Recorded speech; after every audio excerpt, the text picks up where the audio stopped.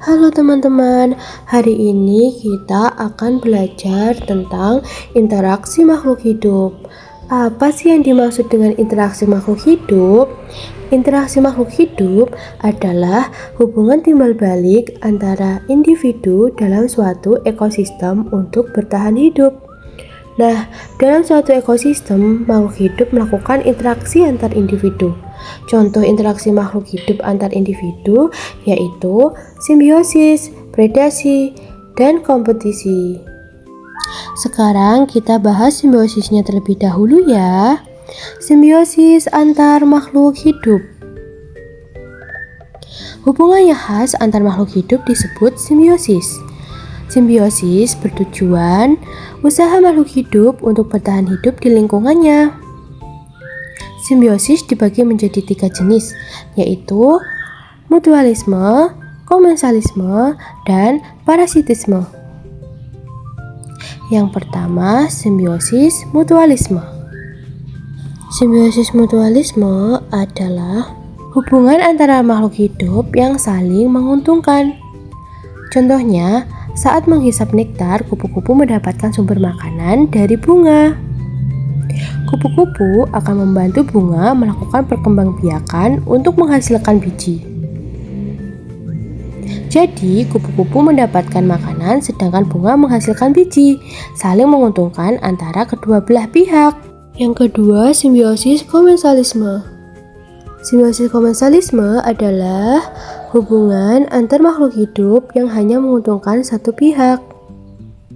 Contohnya, anggrek atau tumbuhan paku sering menempel pada pohon yang tinggi. Tujuannya untuk mempermudah mendapatkan cahaya matahari. Hal ini karena batang tanaman anggrek tidak tinggi. Jadi, pohon tidak mendapatkan keuntungan tetapi tidak juga mendapatkan kerugian. Sedangkan menguntungkan bagi anggrek karena mendapatkan sinar matahari. Yang terakhir adalah simbiosis parasitisme. Apa sih yang dimaksud dengan simbiosis parasitisme? Simbiosis parasitisme adalah interaksi antara dua makhluk hidup di mana satu pihak diuntungkan sedangkan pihak lainnya dirugikan. Contohnya pada tumbuhan tali putri dan tumbuhan inang.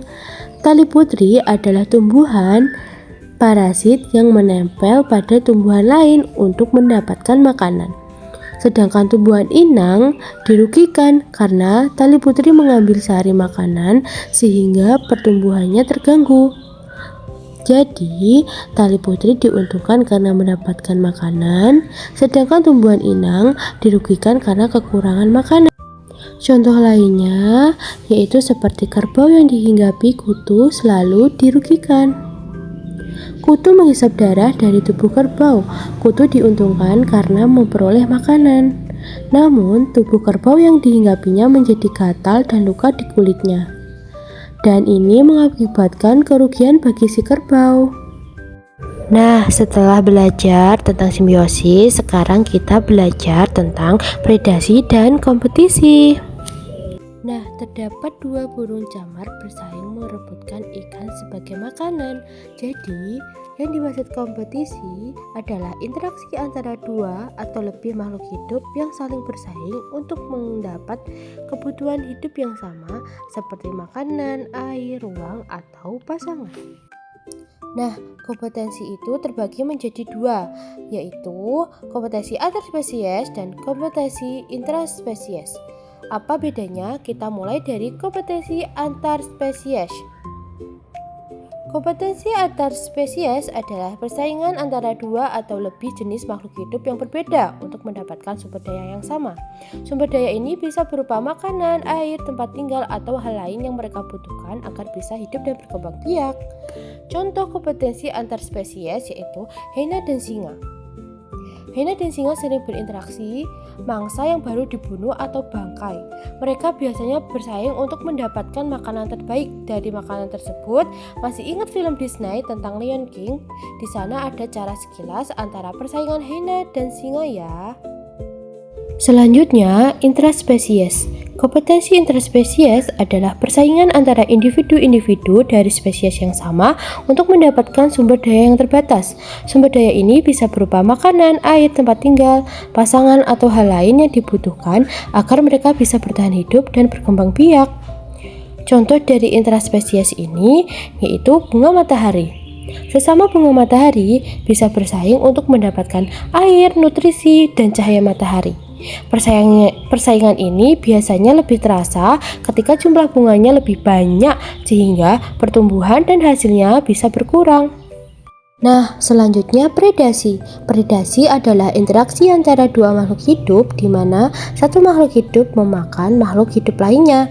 Dalam predasi, predator diuntungkan karena mendapatkan makanan, sedangkan mangsa dirugikan. Nah, predator itu singa dan zebra itu mangsa. Contoh lainnya yaitu elang dan ikan. Burung elang yang memangsa ikan sebagai hewan buruan bagi burung elang. Dalam predasi ini, elang diuntungkan karena mendapatkan makanan ikan, sedangkan ikan dirugikan. Terima kasih sudah menonton video pembelajaran ini, semoga bermanfaat.